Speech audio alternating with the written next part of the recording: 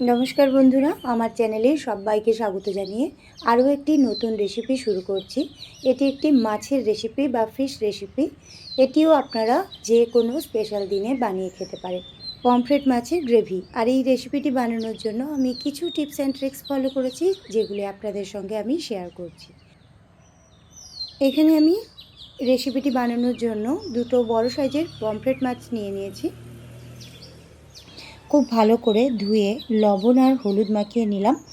ও হ্যাঁ, তার আগে অতি অবশ্যই করে নাইফের সাহায্যে এইভাবে কাট লাগিয়ে নিতে হবে, নাহলে কিন্তু মশলাটা ভিতর পর্যন্ত যাবে না।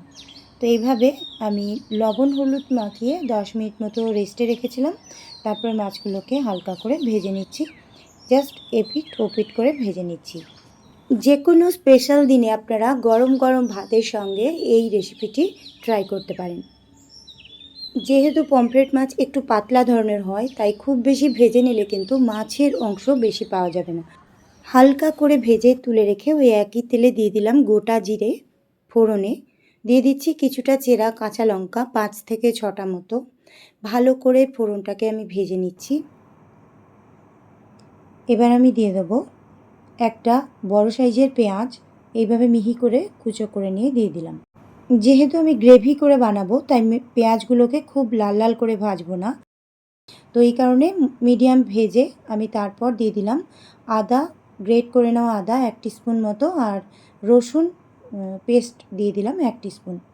ভালো করে এটাকে এখন আমি কষিয়ে নিচ্ছি। এবার আমি টমেটো পিউরি দিয়ে দিচ্ছি। আপনাদের কাছে যদি গোটা টমেটো থাকে তাহলে সেটার পেস্ট বানিয়ে এভাবে দিয়ে দেবেন, আর যদি পেস্ট না বানান তাহলে টমেটো কুচি দিয়ে দেবেন। সঙ্গে সঙ্গে অল্প একটু লবণ দিয়ে টমেটোটাকে এইভাবে গ্রেভি মতো করে বানিয়ে নিতে হবে। এবার দিয়ে দিলাম আমি 4 টেবিল স্পুন মতো টক দই। ভালো করে ফেটিয়ে নিয়ে টক দইটা দিয়ে দিতে হবে, নাহলে টক দইটা কিন্তু ফেটে যেতে পারে। গ্রেভিটা যাতে স্মুথ একটা গ্রেভি তৈরি হয়, তাই জন্য টমেটো পেস্টটা দেওয়া একটু জরুরি।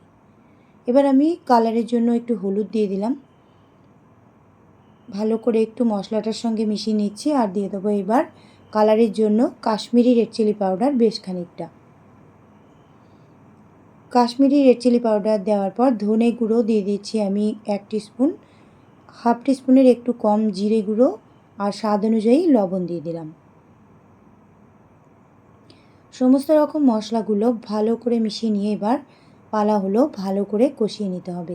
মশলাটা যত তেল ছেড়ে আসবে তত ভালো করে মশলাটা কষানো হয়েছে এরকম বোঝা যাবে। যখন কড়াইয়ের গায়ে আর লেগে লেগে থাকবে না, তখন বোঝা যাবে মশলাটা খুব সুন্দর কষানো হয়েছে।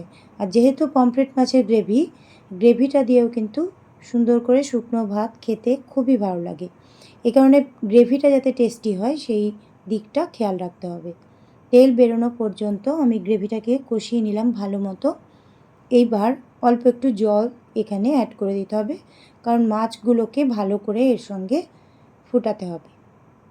এবার আমি অল্প একটু স্বাদের ব্যালেন্সের জন্য চিনি দিয়ে দিলাম। এই চিনিটাতে কিন্তু মিষ্টি ভাব আসবে না, স্বাদটার একটা সুন্দর ব্যালেন্স আসবে। কিছু চেরা কাঁচা লঙ্কা আরও দিয়ে দিলাম। তারপরে মাছগুলোকে ওপর থেকে ছেড়ে দিলাম। এখন গ্রেভিটা মাছের ওপরে লাগিয়ে দিচ্ছি। এইভাবে একটা পিঠ 2 মিনিট মতো কুক করে নেওয়ার পর উল্টে দিয়ে আরও একটা পিঠ কুক করে নেব।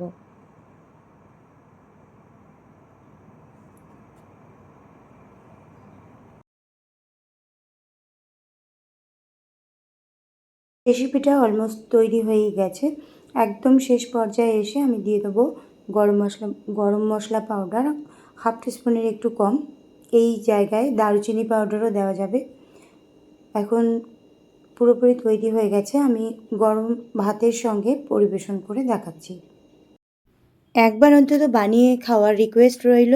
আপনারা বাড়িতে অবশ্যই ট্রাই করবেন। খুব তাড়াতাড়ি এই রেসিপিটি হয়েও যায়, আর এর সঙ্গে কিন্তু আর অন্য কিছুই লাগবে না।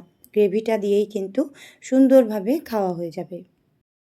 রেসিপিটি ভালো লাগলে লাইক, কমেন্ট, শেয়ার আর সাবস্ক্রাইবের অনুরোধ জানাচ্ছি। রেসিপিটি খুব বেশি ভালো লাগলে ফ্রেন্ডস এবং ফ্যামিলির সাথে হোয়াটসঅ্যাপ বা ফেসবুকে শেয়ার করে দিতে পারেন। আজকের মতো এই পর্যন্তই। অনেক শুভেচ্ছা রইল।